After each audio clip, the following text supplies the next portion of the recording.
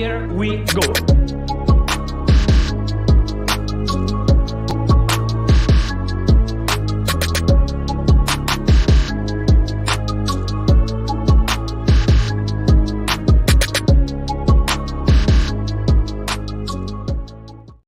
Yes, people. Today is a panel show, and I got a wonderful panel for you.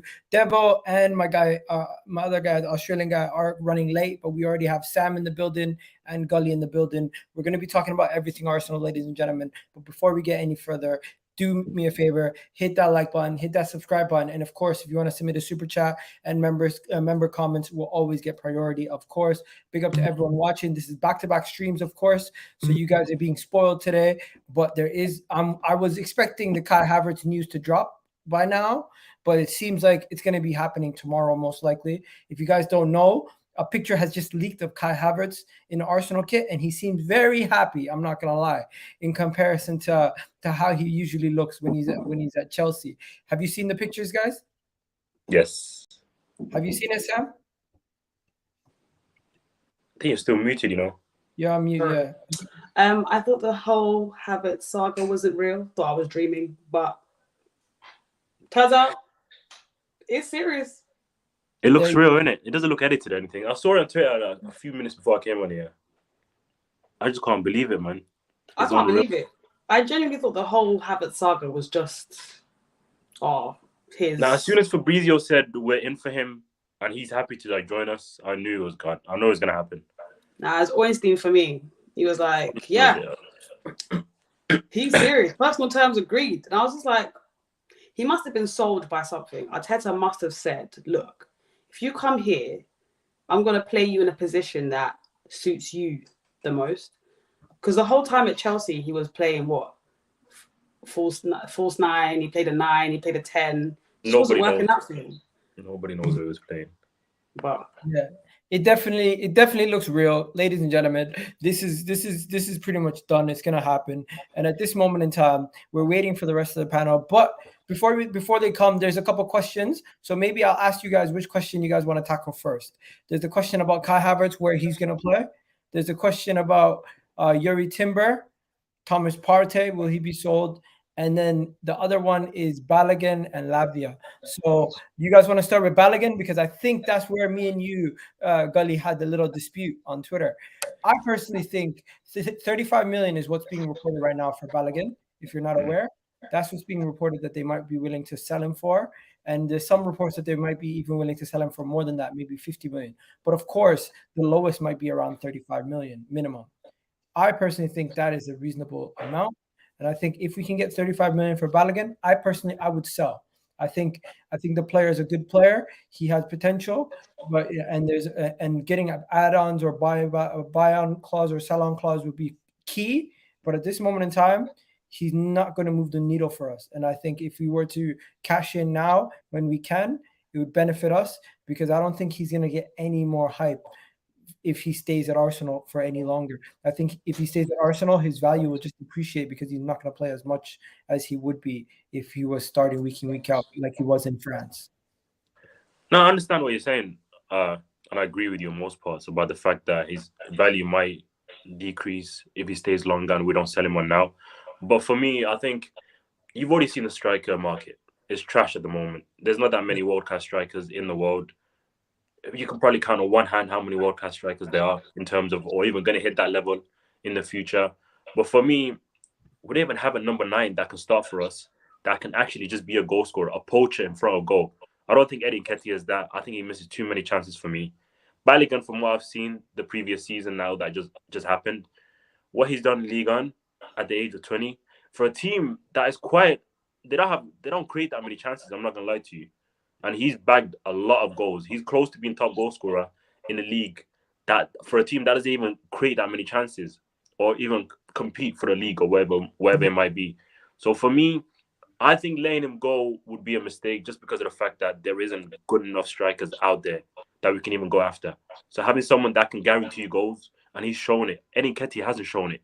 He hasn't shown it in other leagues. He hasn't shown it in the Premier League. Well, you think he has? I see you shaking your head. What? No, I don't think Eddie has. I agree with you there. Okay. You do think he has shown it?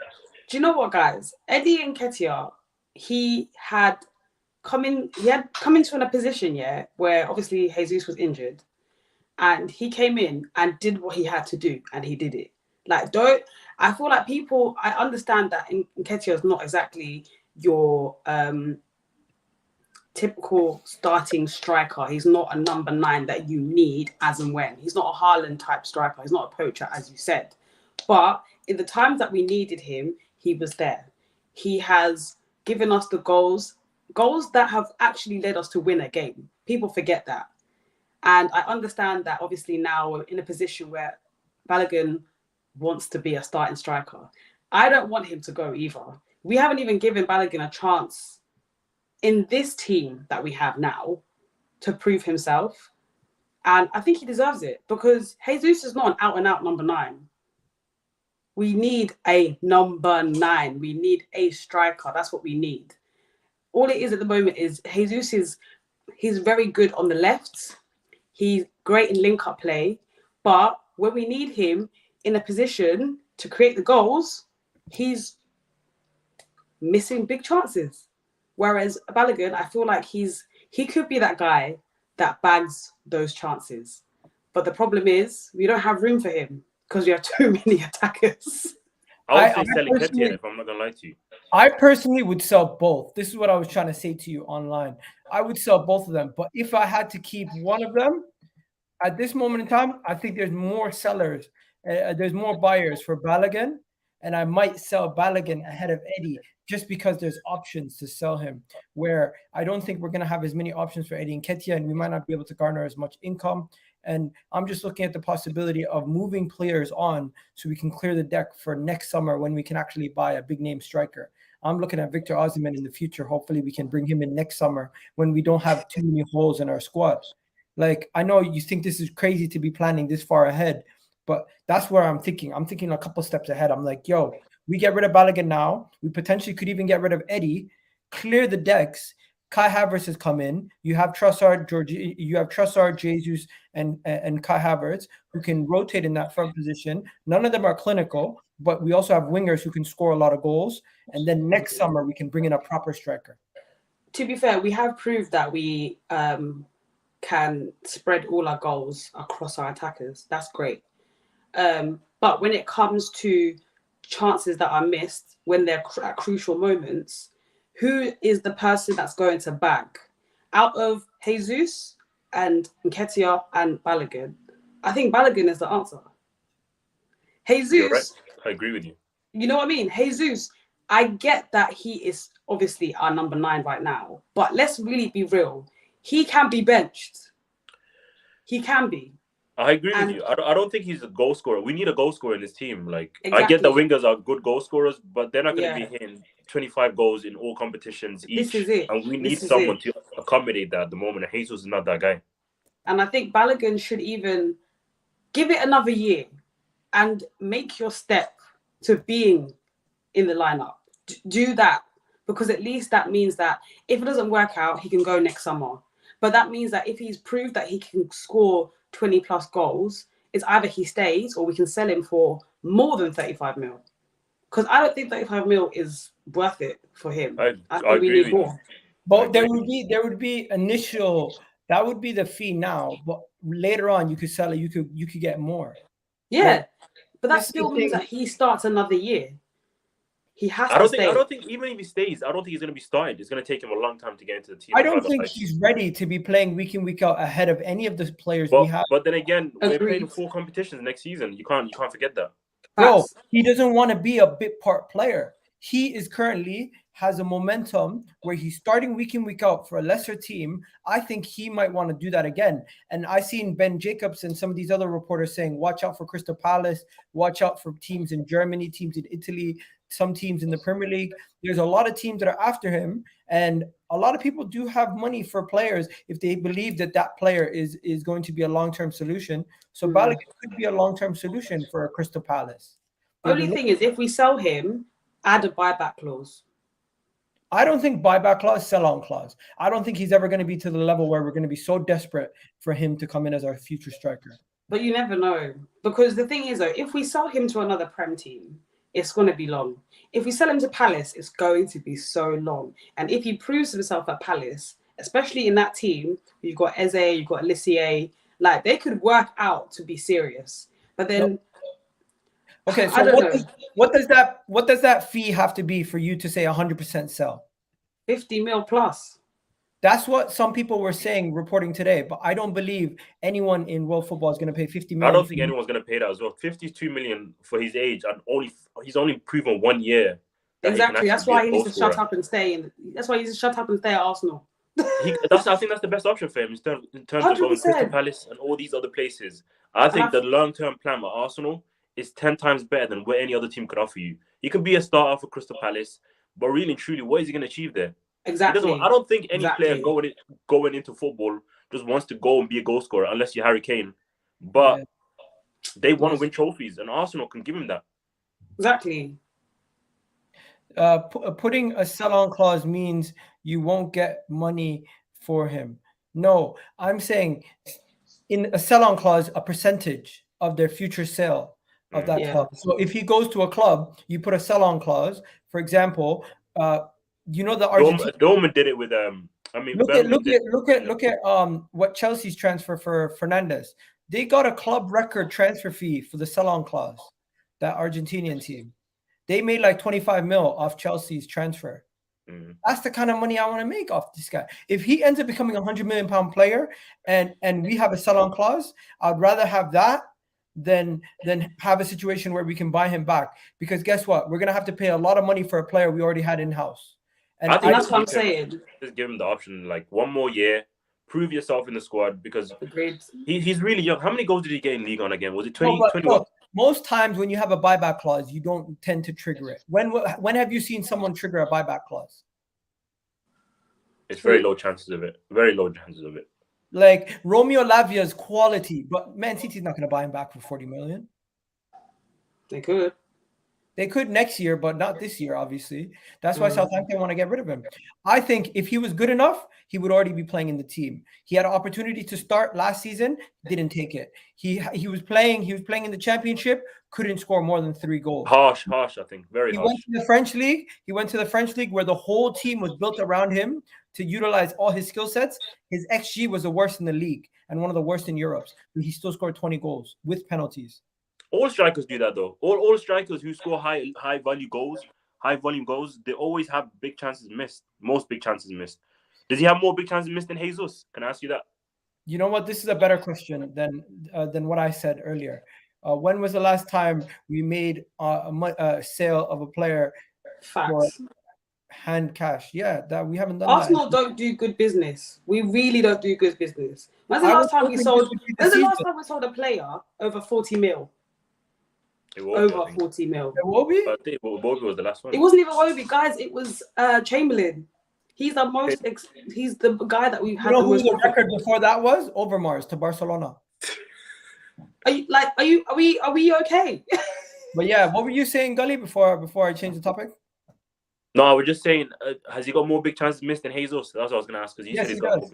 Yes, he does. He has one of the most chances missed in Europe. He left 6 goals on the table. He had 21 goals. He had an XG of 27 almost. Oh, come on, then. That's harsh, though. Like, he scored 20 goals. Bro, having an XG of 26 and you scored 21 goals, including penalties, is bad, bro. How many penalties was it? It depends on the penalties, because if I think he only had like 3 penalties, but really and truly, that means he left on the table a total of 6 goals. I don't think if you look at XG right now, Eddie Nketiah had a better XG than him, and I think Jesus had a better XG than him. Do you want me to check it for you? Eddie Nketiah had I think the lowest big chances missed in the league when he was starting for us, and he only started a handful of games. You know what? Some people don't like XG, but the reality is, my main point is he's very wasteful. So we're going from Jesus and Eddie Nketiah, who we're talking about. I think you can afford to be wasteful if you're scoring 20 plus goals. I'm not gonna lie to you, because I'm pretty sure Haaland has the most big chances missed in the league, in the world actually, and he scored the most goals. Every striker that's gonna score goals is always gonna have the most big chances missed in the team, no matter what, because they're getting the most chances, of course, and he's gonna come into a team that's actually creating chances for him. Balogun has the most missed chances in Europe, bro. In Europe, god damn. 5.4 xG left on the table. Look at the French league. How bad? This is the xG in the French league. If you guys can see. Look at the teams playing for. They were a mid-table team, man. Can you see? Okay, so this is the French league. This is everyone. This is the worst xG. I'm gonna go to the worst xG, and it's gonna show you who has the worst. Okay, so Balogun right here. Oof. Out of the highest chances. Of course, Lacazette is second, bastard. So the highest xG is Lacazette, but the worst xG is Balogun. Worst. You see that red number? You see that red it's number? 504. Yeah, I see it. Yeah. Now, if I go to Arsenal, and I go here, let's see if I can go Premier League. Where's EPL? We go Arsenal. We scroll down. We're gonna go to Premier League. We look at the top players. Mo Salah missed 4.3, and then there's nobody. If we go to Arsenal and we go through the whole Arsenal team, let's see who has the worst XG at Arsenal. Oh shit, who's that? Jesus has 5.7. Eddie has 5.22. Damn. Yeah, Eddie has the worst in the world, bro. In Europe, I mean. Sorry. Damn. Eddie should have 9 goals. Jesus should have 16. That is terrible. That's what I'm telling you. And he's got the lowest out of the 3, and he scored more goals than these guys already as is. So he's converting better chances than these guys. I'm not gonna lie to you. Based on this, all 3 of them are not good enough. We already knew that. That's why we need a TT striker. Oh, we're never gonna get that, man. Okay. When will we ever get that? We'll never know. You know what? Enough about Balogun. Now we need to shift gears and ask you guys about Kai Havertz. Kai Havertz is gonna sign. Contract's done. Everything's done. Medical's done. We're gonna hear the announcement from him tomorrow or something like that. My question to you guys is, what on earth is his role going to be when he arrives? What do you think his role is going to be? How do you think we're going to play him? Because there's been reports that he's going to play in the 10. There's been reports that he's going to play in the 6. There's been reports that he's going to play all over the place. But my question 6? Sorry, not 6. Why did I say 6? I meant 7. 7. He's going to play 8. He's going to play on the wings. He can play as a 9, and he can play as a 10. I don't know why I said 6. I just said. Quick question. Where was Havertz playing before he came to Chelsea? He was playing. He was playing in the midfield all over the place. Let me show you. Actually, it was a false 9. Sometimes he played midfield, but it wasn't that much. He was a false 9 or a 10 most of the time. Because obviously, what I'd seen was he obviously favoured the project because Arteta has said you will be playing mainly in like the 8 role on the left. He can't play that. I don't think he can play that. But that's what he's sold by. I have a graphic for you guys if you want to see. So this is the graphic from Big Up AFC James from AFTV. This is the graphic that he had for us. So as you can see here, this is his Chelsea time, and this is his time at Leverkusen, Chelsea. So to the right, you can see that he played much more as a striker and as a number 10. To the left, you can see he played much more as a winger and a midfielder than a striker. But he still always played a lot of his game time as a number 10. Now, his average positioning throughout his time at Leverkusen, he actually played more game time as a winger. So James was. I don't think we displays any of our wingers for Havertz. He can't. Yeah, they're all better than him. Yeah, no. James was predicting that he'd be a winger, but reports. He's going to be playing next to. He's going to be playing next to Odegaard, isn't it? Reports have come out he could play all over the pitch. I think we're going to play with 2 10s. I think we're going to play with 2 10s. For Odegaard and. Yeah, Havertz. And Havertz. Yeah, 2 10s. They're not going to be playing That's the only thinking that I have is that it's Havertz, Odegaard, and what are we going to play with 3 at the back? We're going to have to, yeah, inverted. It's going to have to be the inverted role where we have 2 CDMs, two cams, and then 3 forwards, obviously, and then 3 at the back. He's really doing full Pep. He's doing full Pep. Most likely Pep role, the Pep style. Is that what everyone thinks in the comments? Let me know, people in the comment section, what you think. He cannot play the Xhaka role. He can't retain no, hell no. Bro, I was speaking to somebody, and they're basically telling me that the Xhaka role is going to be basically non-existent because no one we sign is going to be able to do the level of defensive work that Xhaka was doing, in addition to contributing in the attacking third. Declan Rice would be the closest thing, but even him, he would be slightly different to Xhaka because he's a lot more mobile and he has the game to do all the defensive work, but he hasn't really been asked to do the attacking side of things that he would be asked to do now. Like, I'm just trying to show you guys, ESPN reported something on Kai Havertz. When I don't remember how long ago this was, but they were basically talking about the fact that he would be used in certain positions and how he would be a key role player in the squad. Surprisingly, I don't think he's going to be starting every game. I think we're paying 65 million, which is 50 million split into 3 years and then 15 million in add-ons for a player who's not going to be starting week in, week out. Shocking, I'm not going to lie. Is that crazy? That's disappointing business, honestly. I don't know what Arteta sees in him, because genuinely, I am shocked that we even went in for him. I don't see anything he offers that we don't already have in abundance.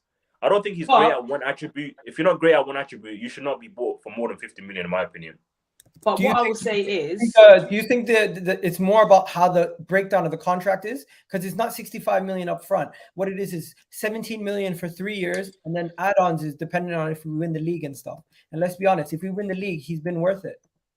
Yeah, that's if we win the league. But what I will say is, it's going to be difficult. I think a lot of Arsenal fans can agree that it's going to be difficult to see what his role is going to be and what Arteta has in store, because how we were playing last season is going to change. So this is one way people are saying we could set There up. you go. Yeah, that's what I was talking about. That's what I'm saying. Yeah, 3 at the back, then 2 CDMs, 2 cams, and then our front 3. But then there's also this way. No, you can't have it. No. It's too deep. You can't play as an 8.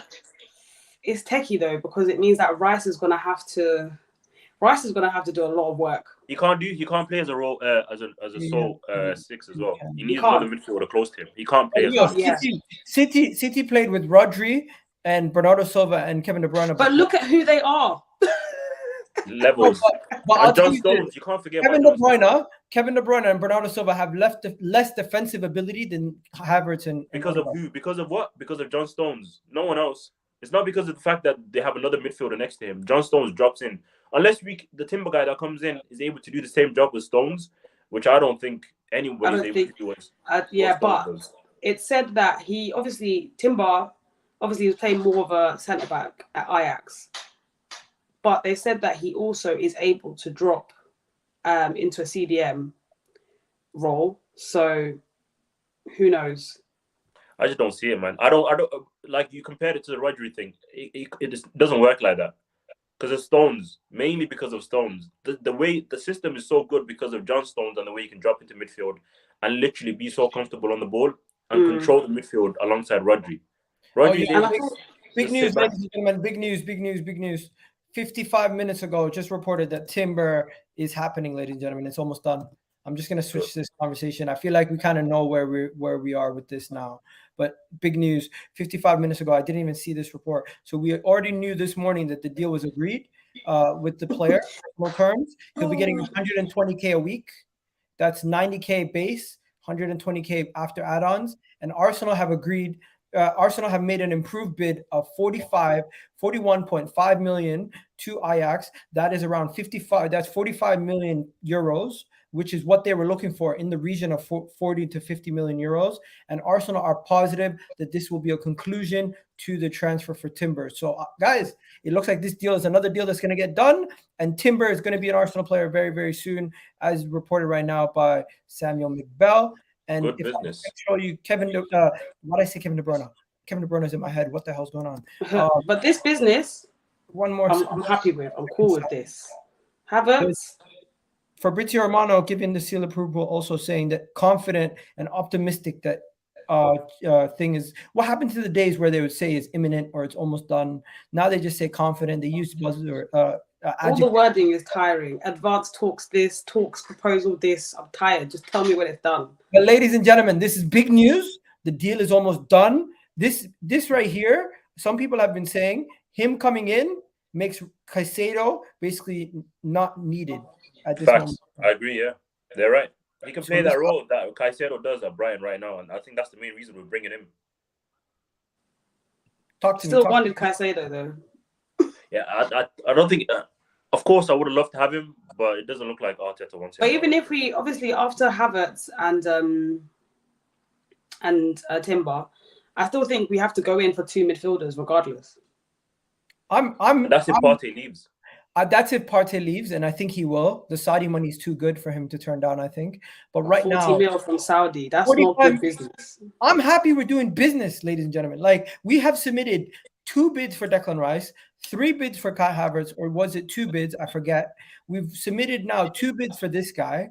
We are doing business. It's only June 26th, and we're getting shit done. Yes, we're doing business, but our problem is Arsenal are not good at selling. We're not good at making a profit that we deserve. Partey going to Saudi for 40 mil is not enough. His release clause was 45 on its own. How are we losing out on 5 mil for profit? I don't think he even goes. I'm not gonna lie. I don't think he goes. You don't think he goes? I don't think. Jurrien wants to stay as well. So who's leaving? Who do we have to cover? If Rice comes in, there's no one else. There's no one else apart from Jorginho. And Lenny, I don't think he's gonna. 1 second. What conversation are we having? Because I'm kind of confused. Things are going so quick. Sorry, yeah, we'll talk about Partey, but then I said, if Partey doesn't go, and obviously I've seen that Jorginho wants to stay, who goes? If Jorginho wants to stay, Partey's gonna go. I think Jorginho is already staying because Kai Havertz, his former teammate, has joined, and he's very buzzing about it. I think he already knows that he's in the books and he's going to be staying. And I personally think Arteta rates him more than Kai Havertz. I mean, more than Partey at this moment in time. I mean, I'm not mad at Jorginho's stint so far. I'm not mad at it. We haven't seen much of it, to be fair. It's been very low key. Yeah, and I feel like in Arteta, obviously his, match. What's the word? Basically, how he makes decisions. I feel like he should have started Jorginho a lot earlier, especially in the title run-in. That could have saved us a lot of stress. Partey was obviously not. He wasn't up to scratch. Jorginho could have been there to do that. I feel like Arteta, he needs to start making crucial decisions now. Like, if you've got to make a player sad by saying you're not starting, you've got to do that. Poor Saka, he's played every single damn minute for how many seasons? Yeah, it's been. And he needed to be dropped at some point. He actually needed to be dropped. I love the kid, but he needed to be dropped. Nelson was literally right there. But who am I? I don't manage Arsenal. You know what? I'm just looking at the Timber deal, and I'm saying to myself, he's going to be the Zinchenko on the right, which to me looks like the way this whole thing is going to look to me is Timber is going to be the guy who we bring in to play in that right center back, center half, and tuck in defensive midfielder, which means we can now use Caviar on the left or Tomiyasu on the left, and we don't always have to play with both of them. You know what I mean? Am I confusing you? Get me? No, I get you. You're talking about the key at the back, right? I'm saying, yeah, we could potentially have a situation where we have him playing as a center back on the right hand, taking out Ben White, and then you could have a situation where on the left side you could have a Ben White-esque center half like a Tomiyasu or what's his name, the other guy, Caviar. So this is now going to give us more flexibility going forward, and this signing could actually be one of the more underrated signings this window because he's a quality player. I agree. This is a player who was going for 60 million just last summer. Crazy. No, if they get him for the price that everyone's speculating, then that's a good deal in my opinion. I don't have an issue. No, I don't think anyone has issues with the Timber deal. The issue lies with Havertz. I'm not gonna lie. Yes. But yeah, the Timber deal is very good in my opinion. Very good. The issue with Havertz is people are saying where is he going to play. Nobody really has an issue with Havertz, right? I do. I have. Havertz is not good enough to be starting for us, and I don't think he's starting any games. Okay. He'd probably get a couple of goals in the Champions League, and everybody would overlook it. He'd probably score a big goal in the Champions League against a Real Madrid or a big opponent, and then score a couple of goals in the league. I don't even think he hits 20 goal moments. Let me ask you a question.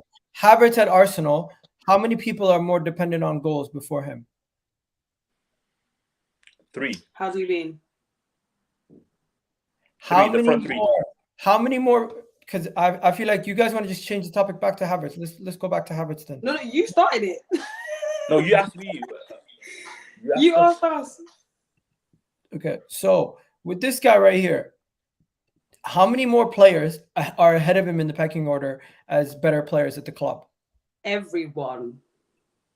4, 5? What are we talking All about? our attackers are above Havertz. Even Martinelli, ESR. Jesus, Saka, Odegaard. That's 4. Trossard, Smith Rowe, Trossard even when he is not playing.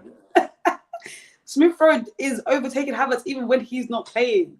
Guys, what is he good at for you to think he's a good player? Please you know what tell he's good me at? You want to know something? It's not about him. I back the manager. You're blind. That's too blind. No. It's not about blind faith. What it's about is Mikel Arteta has shown me he has a plan for these guys. And when Kai Havertz is not relied upon as the main goal scorer, as the main creator, and he's just a part of a system, we've seen him strive at Leverkusen, where at Chelsea, he was relied upon at one point to be the main goal scorer. At another point, he was relied upon as one of the main creators. And really and truly, he cannot be dependent on to be the out-and-out guy in at Chelsea, because he didn't have the support. At Arsenal, he will have the wingers who can also contribute in goals and he can create chances for. He'll have a midfielder who can take the pressure off him and receive the ball under pressure, where he doesn't have to worry about always receiving the ball in tight spaces. And when it comes to the goal scorer side of things, he's a late presence into the box. Now, I'm not going to sit here and tell you I'm not selling you guys copium, because I am. Because personally, for me, I've had to get myself around to this deal. But it makes a lot more sense now than looking at it previously, because now when I see it, I view him as 5th or 4th choice in the team. I don't view him as somebody who's coming in and has to be a main player and the best player on the team. I view him the same way I view Xhaka, where Xhaka, as long as he does his job well, he will contribute to the team and will win games. Where but with Xhaka, Havertz, if you're looking, the mistake people are doing is they're looking at Havertz at 65 million and they're comparing him to Odegaard. Don't compare him to Odegaard. Compare him to what Xhaka was last year. A part of the team that was not relied upon as the main man, but was a guy who was serviceable and did his job when called upon every game. But Xhaka was starting every game, pretty much. This guy might be starting some games and some games off the bench. Well, what I hope from Havertz is, if he is the big game player that he is, then cool. If you're gonna score at the CL, cool. That's all I require from you at this point. That's it. Let's talk about what you guys said about Thomas Partey, because I feel like we'll save the Declan Rice stuff for a little bit later. Thomas Partey, what are we saying about Thomas Partey? You're not selling Thomas Partey, because once again, I think Thomas Partey is going to be potentially sold this window. He's getting older. Arsenal want to potentially move him on. I think Thomas Partey gets sold, and it could be a possibility where we might even go back in for Caicedo if we do sell Thomas Partey. That is a possibility. Reported just now from some major reports over there. Sam Dean talking about Timber and all these other guys coming in. Caicedo could yet become an option if Partey leaves. Reported. So Partey can actually go. If we get Timber, Declan Rice, Partey leaves, and we could still get Caicedo, what are we saying? Like, I wish that would be. That's a 10 out of 10 window. That's a 10 out of 10 window. I doubt they get Caicedo. Look, being reported 8 hours ago, Caicedo could yet become an option if Arsenal.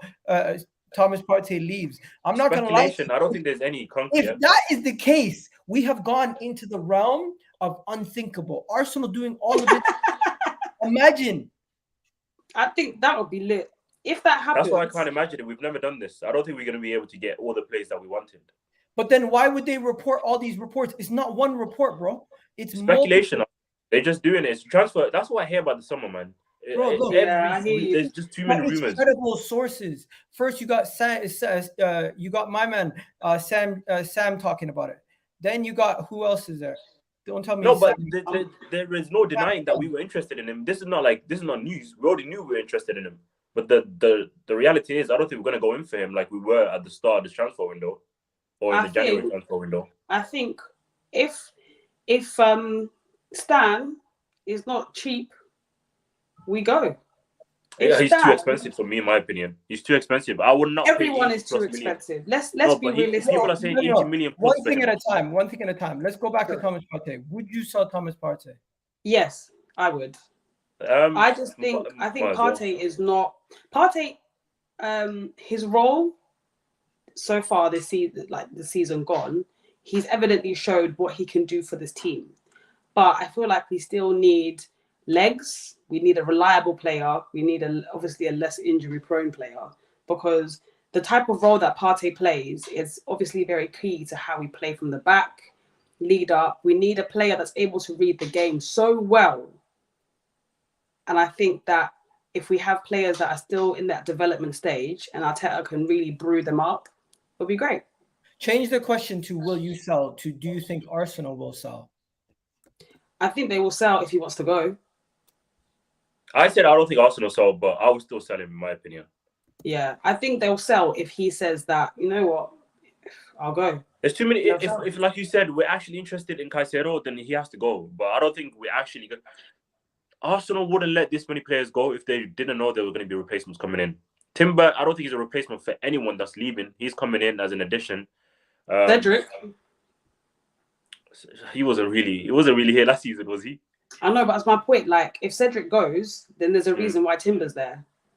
I think there's a reason for all the movement that's been made. If Partey goes, we can go. I think they just, like I said, Timber's an addition because I don't think Cedric wasn't part of our first team anyways. But the thing is, though, but the thing is, Cedric is obviously he's for squad depth, but Timber will replace that depth. But I get you understanding that point. So what's the better question? 30 million, 40 million, how much are we talking for Partey? Or is it just, would you consider selling Partey? Yes, I would. Nah, I don't want him less than 40. Yeah, I don't want less. I want to at least get back most of what we bought him for. I don't want to let him go for less. Like minimum 50, max 55. 50? Only 5 million difference. I would say max 6. You can get 60 from Arabs if you want. 16 euros, I think, not pounds. If we get 60, calm. But I don't think the Arabs are gonna pay more than 55. I don't think so either. But I say just let him go for a good price. The reports are don't let him go for cheap. The reports are they want 40 million euros in installments. Installments is crazy. They're actually crazy for that. I'm like, Saudis, you got the money, man. Just give us the money. Also, how much? When it comes to Arsenal, they're just stingy, man. It makes no sense. How much was Neves going for?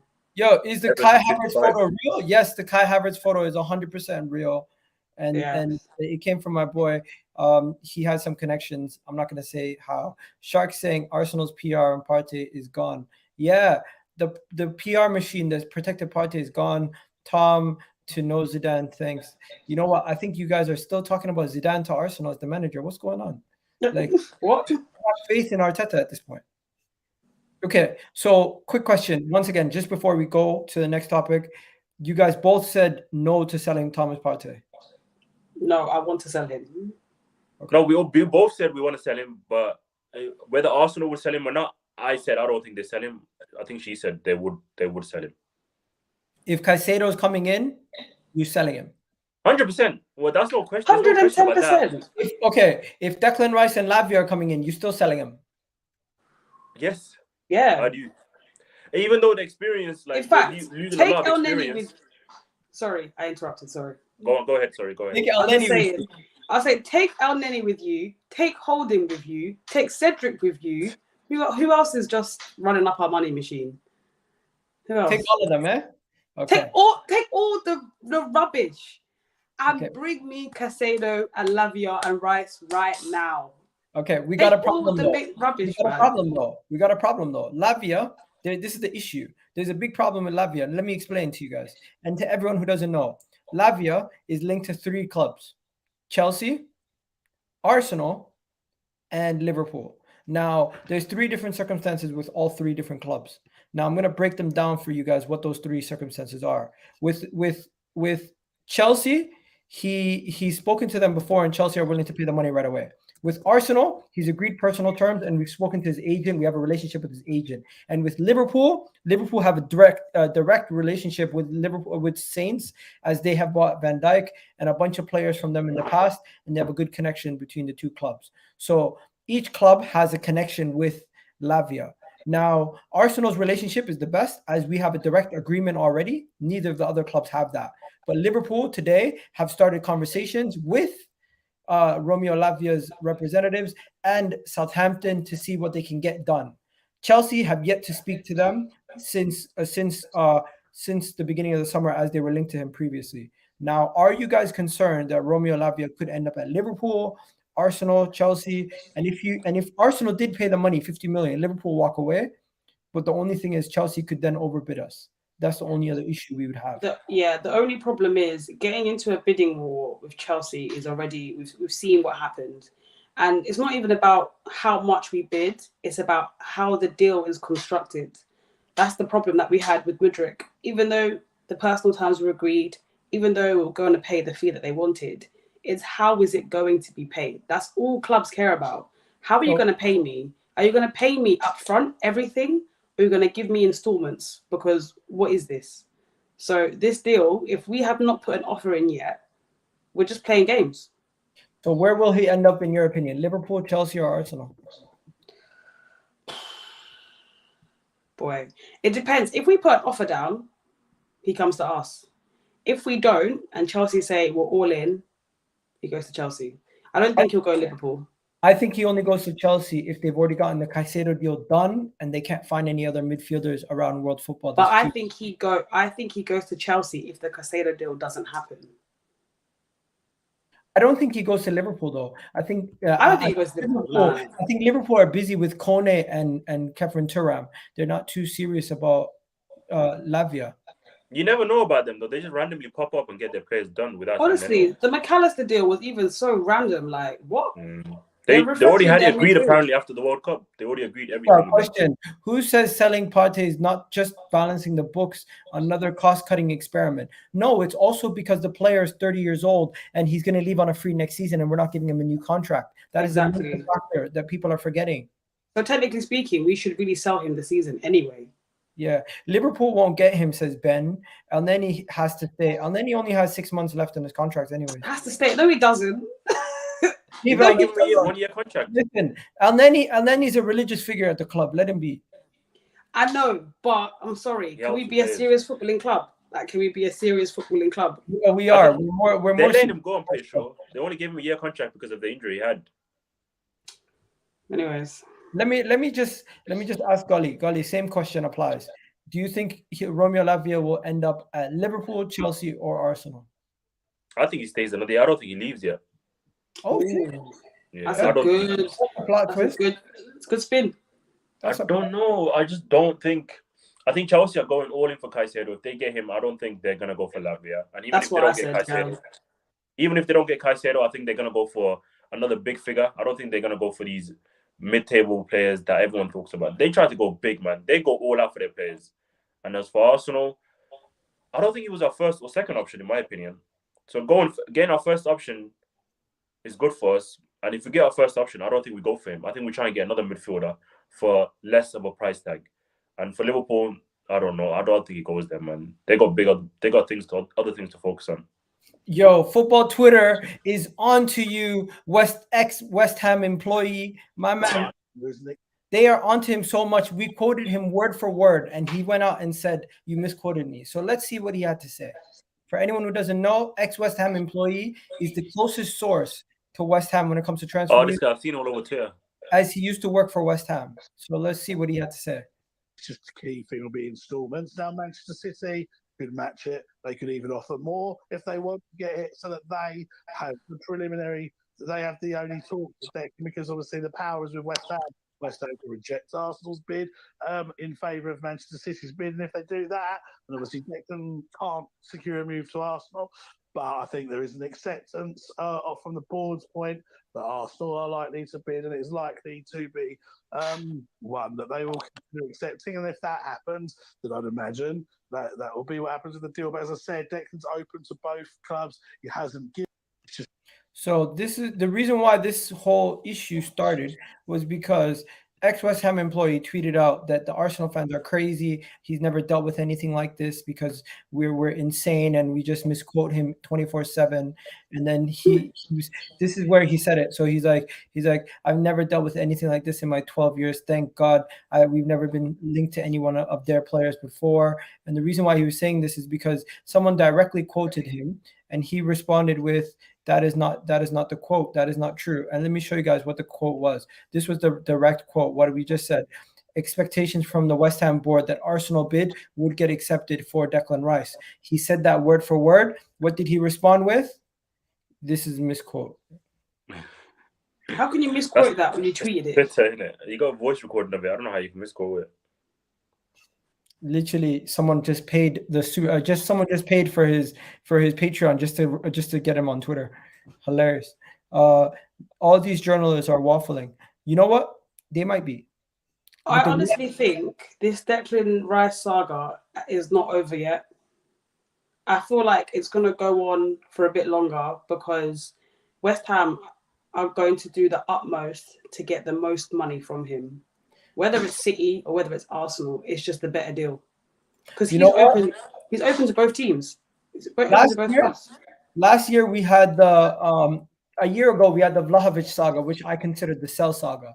This right here, if you watch Dragon Ball Z, would be the Majin Buu saga with Declan Rice. This guy, we've been talking about him for over a year now. I have to edit a picture of Majin Buu with Declan Rice's head on it.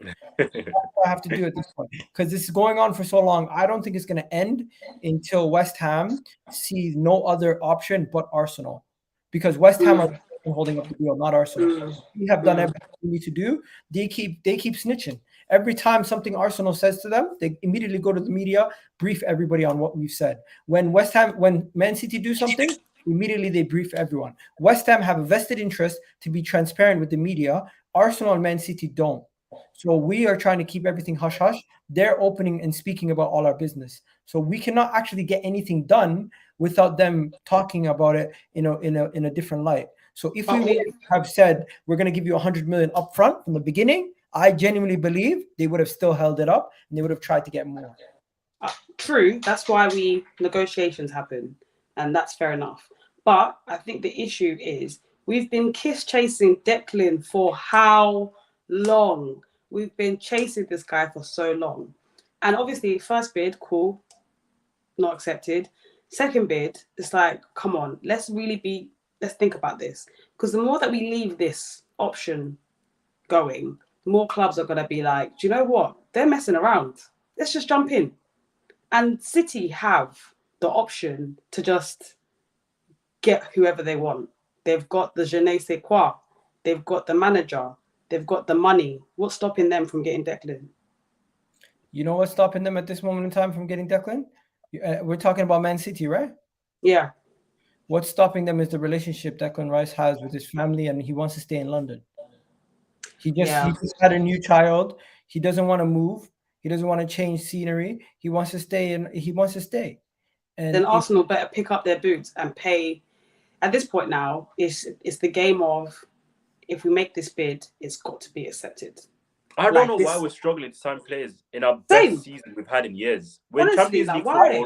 We're competing for the Premier League title. How can you not bring a player in? Where's our Paul gone?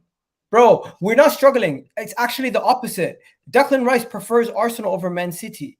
We're showing that we do have pull. It's just at this moment in time, everybody has a vested interest, and the media have a vested interest to draw on the Arsenal Man City thing forever, even though we know at this moment in time, Man City are not really the front runners in this race. West Ham have a vested interest to make this a bidding war for as long as possible and mention Manchester United's ridiculous bid. For example, guys, we bid 80 million. They said it was an embarrassment. They called it the worst bid and a joke, an atrocity. They were never going to accept it. When Manchester United offered them 40 million and 2 players, what did they say? Nothing. That's how it is, isn't it? On the internet, we're like that, man. Arsenal are most hated on the internet. That's a fact. I mean, our fans are a bit. They are, but complete different like, planet. Some of our fan treatments is crazy, yeah. But what I will say is the Declan Rice saga will be over if we just pay the 100 mil. Grealish. Personally, just pay it, man. Pay it. You know what I mean? Like, what we've seen already, we've seen players such as I said, Grealish. Grealish went for 100 mil with City, but obviously that saga wasn't even as long as what we're doing right now. And Grealish is slowly proving to the team that I'm going to play as a 100 mil player. Like, if you're going to go for that kind of, that fee, you're going to have to prove yourself once you get to that team. But right now, that money is for the belief that we have in what Rice can do for us. If you believe that Rice is the player to take us to the next level, pay the money. Just pay it. It's not that simple. It's not that simple. But we've done the negotiations. We've done the negotiations. Once again, we're talking about 100 million, Sam. We're not talking about 5 million. We're not talking about 50 million. It's not a situation where you can just give them a blank checkbook and tell them. What do we do then? If Rice doesn't come, what then? Understand, if we do not get the transfer under the right way, it could affect our transfer business in the future. It could be a situation.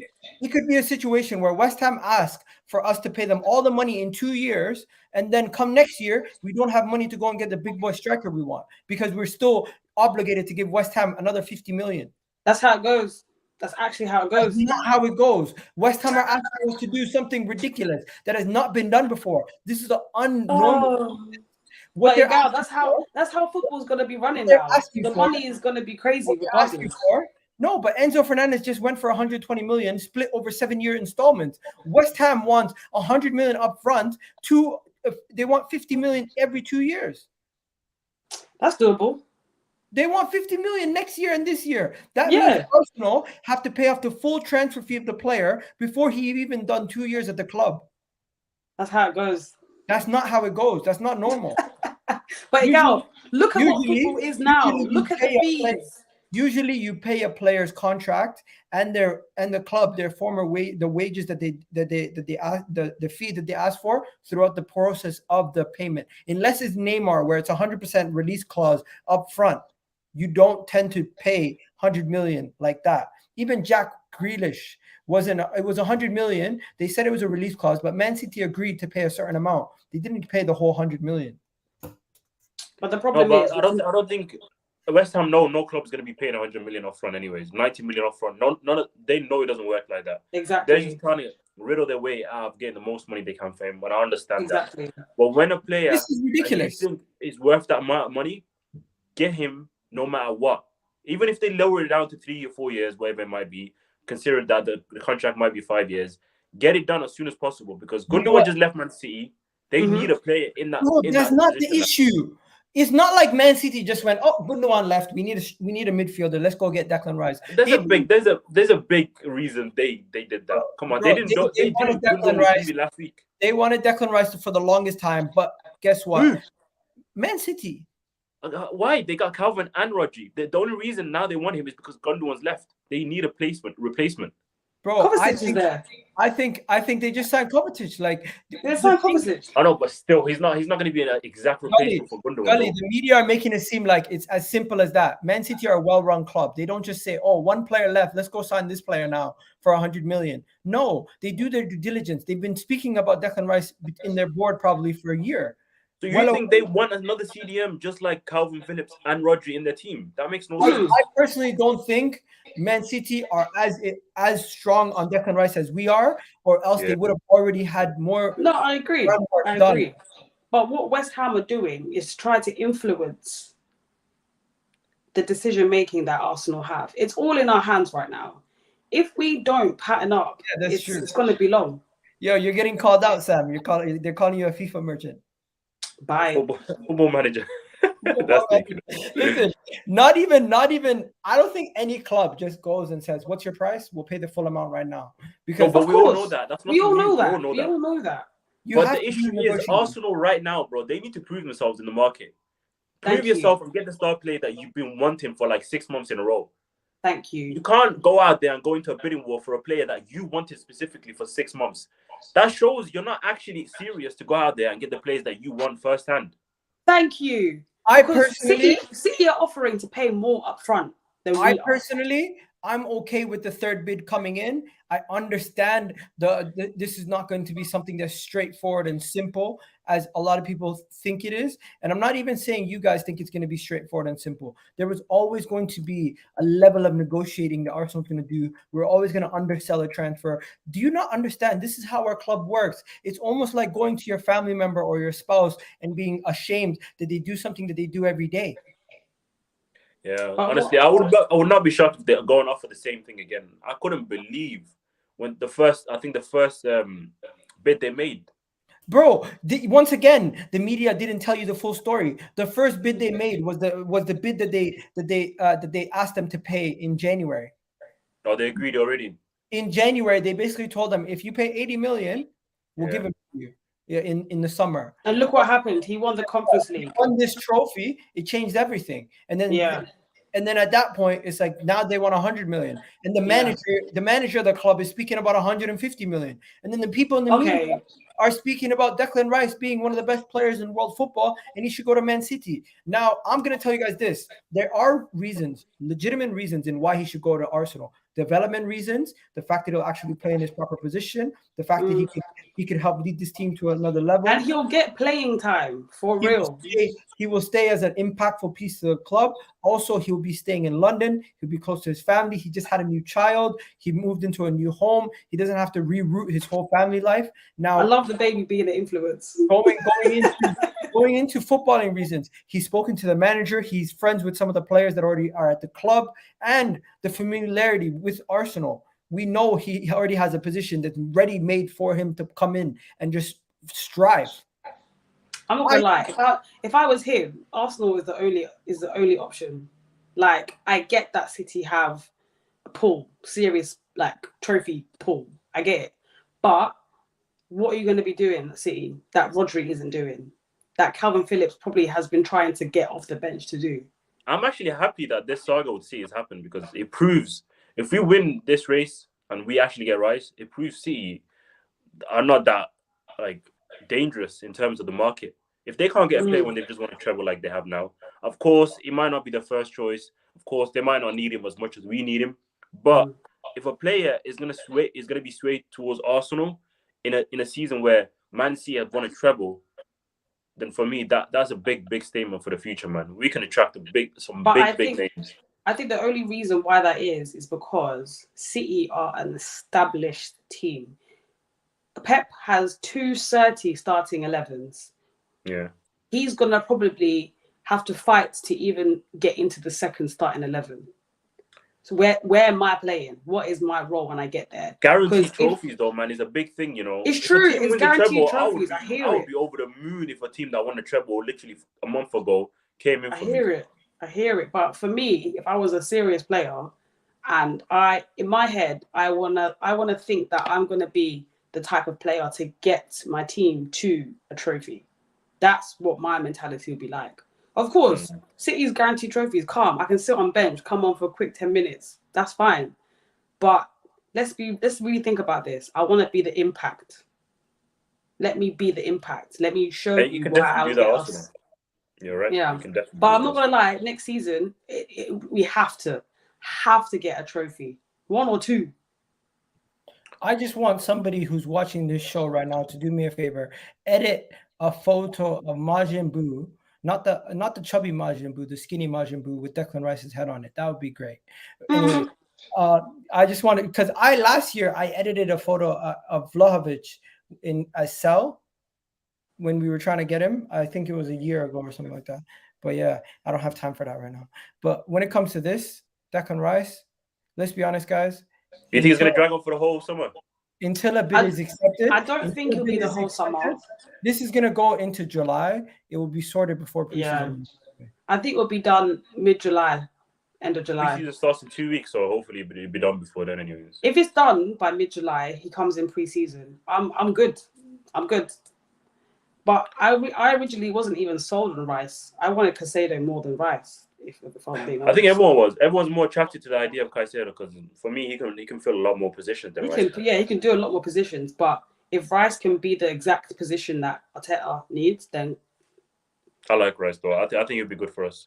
Yeah. Just pay the price. English tax, Premier League tax, man. West Ham, Just pay it, man. rivals, they're always going to want more from us anyways. Edu, you better fill up that grill and start sparking it quickly. I need business. Genuinely, if there is any chance of us losing Rice, this is a horrendous window, because if you lose 2 of your main targets in Caicedo and Rice, we made a nickname for them. For Caicedo might not be our target. Huh? Caicedo might not actually be our target. That's okay. But if you lose the second target in Rice, who was one of our main targets, then for me, the summer transfer window has gone to waste. I'm not going to lie. Listen, if anything changes, I might do the same show on Thursday. If anything changes, let me know if you guys are available. I'm going to just wrap this up right here. We've been going for an hour. The time flew. Big up to the other 2 guests that were supposed to come on. You didn't come on, my guys. Next time, hopefully, you guys can jump on. But yeah, big up everyone in the comment section. Make sure you guys show some love to Gully and Sam, of course. I did pin their link to Twitter. And of course, I think I did put your names in the actual advertisement on the community post, so you guys can find their Twitters if you wanna speak to them. Obviously, don't go and be creepy or doing anything mad. But let's be nice people. But yeah, big up everyone. You guys have yourselves a wonderful day. Hit that like button, hit the subscribe button. I'm also gonna put this on Apple, Spotify, podcast, and everything else. So the audio, you can listen to it there. And yeah, Sam, did you have anything to say before we go? Just pay the damn money, man. All right. What about you, my guy? What you said? Nah, I just love for having me on, man. Thank you. That's it. Appreciate it. Yeah, and Declan Rice, you better be an Arsenal player soon. That's our 4th. Yeah, you better be. You said Thursday, right? I'm holding you to it. I said I'm doing another show on Thursday. If you want to come on, you can come on. We'll see. Hopefully, Havertz is going to be signed tomorrow. Tomorrow, Kai Havertz is going to be announced. Hopefully, but yeah, I'm out of here, guys. Take care, man. Pick up everyone in the comment section. Peace out. Oh, he's already gone.